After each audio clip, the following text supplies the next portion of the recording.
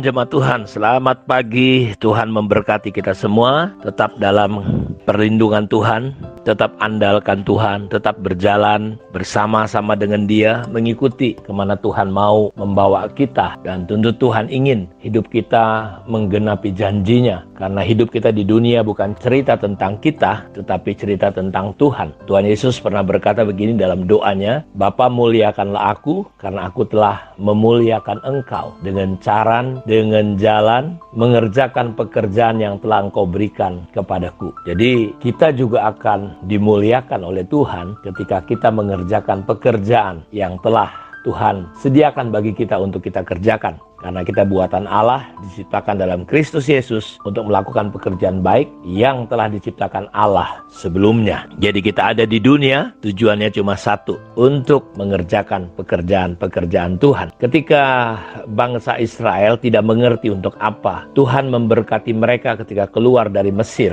akhirnya mereka membangun, kekayaan mereka itu dibuat untuk membangun lembu emas, disembah. Dan itu kejadian yang sangat melukai hati Tuhan. Karena mereka nggak mengerti sebenarnya semua kekayaan, kelimpahan yang Tuhan berikan kepada mereka sebelum sampai ke tanah Kanaan. Tujuannya cuma satu, untuk membangun kemah sembayang. Tetapi ketika mereka tidak paham, tidak mengerti, mereka justru membangun lembu emas. Saya juga mempercaya bahwa ketika kita kehilangan destiny, arah, tujuan Tuhan dalam hidup kita, ujungnya kita bisa menyembah berkat. Kita bisa kehilangan destiny kita, sehingga kita tergila-gila, terpesona dengan dunia ini. Karena itu, pada kesempatan pagi hari ini, kita akan kembali belajar bahwa salah satu tujuan Tuhan memanggil, memilih, menebus kita adalah supaya kita bisa menjadi bait Allah, menjadi rumah tempat kediaman Tuhan. Dan saya teringat ketika Tuhan memerintahkan untuk umatnya membangun bait Allah, membangun rumah Tuhan, maka ada ukuran-ukuran yang Tuhan berikan kepada umatnya. Karena itu saya ajak saudara mulai kita melihat ketika Tuhan mau menyelamatkan Nuh. Dia memerintahkan untuk Nuh membuat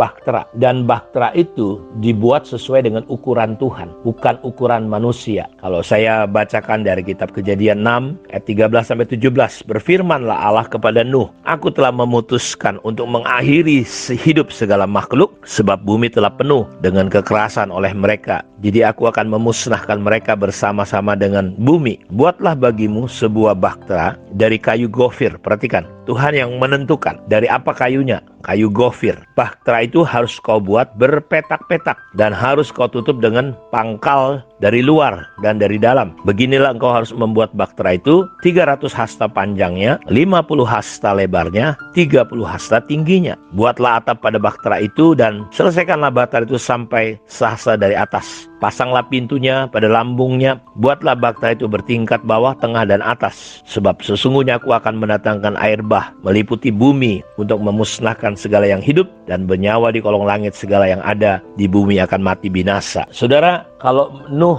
mengikuti pikirannya sendiri, dia mungkin bisa berpikir seperti ini. Ya sudahlah, toh kita cuma berdelapan. Buat apa membuat bahtera yang panjangnya sampai 300 hasta, lebarnya 50, tingginya 30, dibikin sedemikian rupa. Mengerjakannya itu cukup capek, cukup lama, toh cuma kita berdelapan. Buat apa? Nuh mungkin bisa berpikir seperti itu dari sisi manusia. Buat apa bikin terlalu besar? Toh binatang juga cuma sepasang-sepasang. Tidak semua orang mau mengikut. Tapi lihat, ketika Tuhan ingin menyelamatkan manusia, Tuhan memberikan ukurannya. Ukurannya datang dari Tuhan, bukan dari manusia. Makanya kita suka mendengar seperti kejadian-kejadian Saul, Usa, kejadian Usia ditolak Tuhan, kena kusta. Bahkan kita mungkin pernah dengar kisah tentang Kain dan Habel. Mereka masing-masing mempersembahkan korban. Tetapi kita melihat Kain ditolak oleh Tuhan, Habel diterima oleh Tuhan. Di mana persoalannya? Sebenarnya sederhana.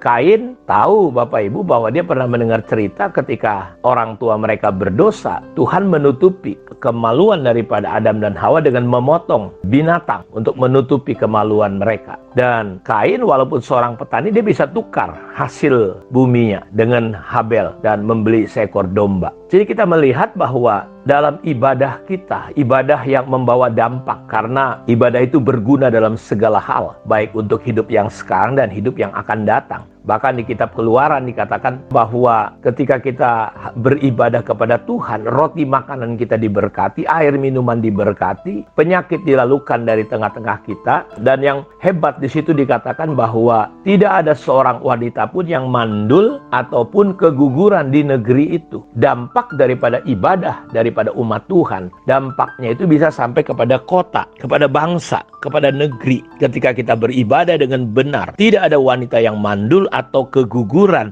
di negeri. Jadi dampaknya besar sekali dalam ibadah. Karena itu ketika orang Israel disuruh beribadah dan Firaun menghalangi untuk mereka beribadah, sudah tahu ada 10 tulah. Itu dahsyat sekali, air jadi darah, lalat pikat, macam-macam kejadian. Sampai akhirnya anak-anak sulung daripada orang-orang Mesir yang tidak mempercayai tanda darah yang Tuhan suruh. Karena orang yang tidak percaya sekalipun, ketika mereka mengikuti apa yang dilakukan oleh orang Israel, maka maut akan menghindar. Karena maut menghindar ketika melihat tanda darah itu. Dan hari itu, malam itu, terjadi tangisan yang begitu menyedihkan, memilukan, karena semua anak sulung binatang dan manusia mati. Jadi kita lihat dampak daripada ibadah yang berkenan kepada Tuhan, ibadah yang sesuai dengan prinsip Alkitab. Saya percaya akan ada pengaruh untuk rumah tangga kita, untuk usaha kita, untuk pekerjaan kita. Bahkan ibadah kita akan membawa kita menjadi berkat di kota-kota bangsa kita ini. Karena itu saya nggak percaya kalau saudara beribadah kepada Tuhan, Tuhan tidak memberkati hidup saudara secara roh, jiwa, dan lahiriah kita. Saya nggak percaya, karena orang yang beribadah kepada Tuhan, roti makanannya pasti diberkati. Cuma persoalannya, ibadah seperti apa yang kita lakukan? Ibadah dengan ukuran-ukuran siapa kita lakukan? Kita melihat ketika Tuhan menyuruh membangun kemah sembayang, itu jelas sekali diperintahkan kepada Musa. Kemah suci itu pasal 26 ayat 1 mulai. Kemah suci itu haruslah kau buat dari 10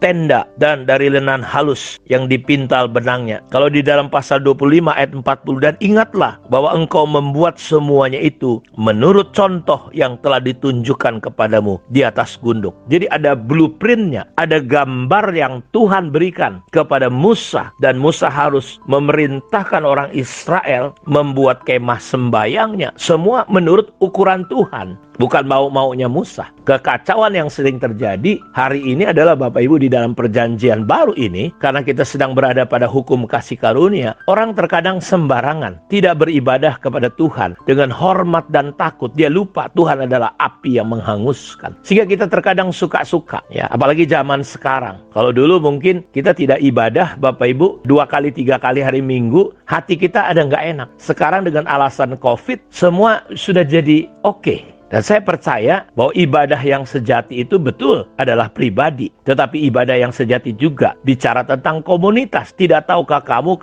adalah bait Allah. Makanya nanti di kitab Wahyu, ketika diukur, halamannya itu nggak diukur. Itu diserahkan untuk diinjak-injak oleh orang fasik. Dan di situ akan terjadi kemurtatan. Jadi ibadah yang sejati adalah membawa kita untuk siap menghadapi segala sesuatu, termasuk penderitaan, ania, dan tantangan. Dan kalau kita nggak siap, wah Bapak Ibu, kita juga bisa murtad. Karena itu beribadahlah dengan benar. Beribadahlah dengan ukuran-ukuran Tuhan. Bukan menurut kemauan dan selera kita. Terkadang orang begitu gampang karena dia mungkin punya uang, kaya. Dia coba atur semua ibadah menurut seleranya, ukuran-ukuran manusia. Karena itu saya berdoa berharap Tuhan bukakan mata hati kita. Sehingga kita kembali kepada pola ibadah yang benar menurut ukuran-ukuran Tuhan. Dia bilang bangsa ini memuliakan aku dengan bibirnya. Jadi bibirnya nyanyi buat Tuhan. Tapi hatinya jauh daripada Tuhan. Karena hati kitalah itu bicara tentang tabut Tuhan, di mana Tuhan ingin berbicara dari dalam hati kita. Kiranya pagi ini Tuhan memberkati kita semua. Shalom.